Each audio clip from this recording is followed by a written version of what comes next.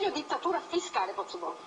Allora, io sono dell'idea che solo uno strumento in più. Ognuno di noi ha detto qualcosa di corretto, perché fondamentalmente siamo tutti dei cittadini, non c'è nessuno tra di noi che fa parte di quella elite governativa che oggi fa delle imposizioni, come diceva giustamente anche Zilio.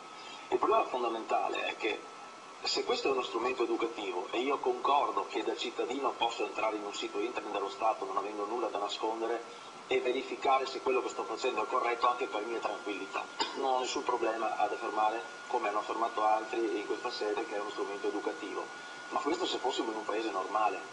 Nel momento in cui siamo in un paese normale, io accetto che uno Stato che è eticamente impegnato per sostenere l'assistenza ai cittadini, ai pensionati, alle aziende, alle imprese fondamentalmente in senso generale, è normale che si doti di tutti gli strumenti per educare il contribuente e contemporaneamente garantire dei servizi, sottolineo, in uno Stato normale.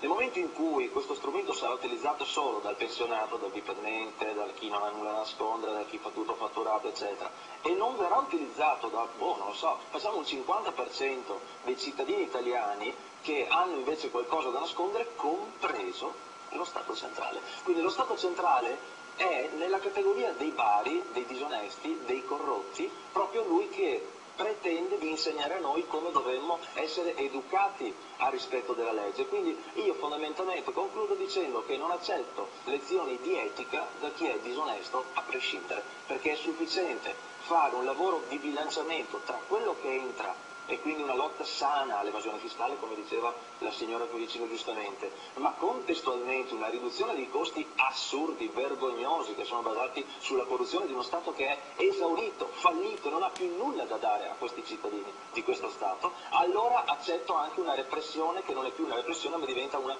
collaborazione. Ho letto sul Sole 24 Ore che questo strumento è inteso come uno strumento di dialogo con il cittadino e concludo dicendo sì, in un paese normale. Tutto ciò mi viene anche da chiedere, no?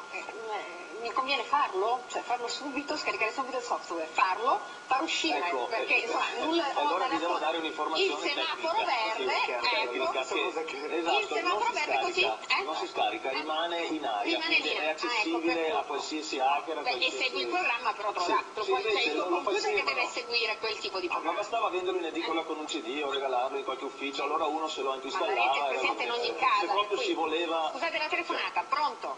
Pronto?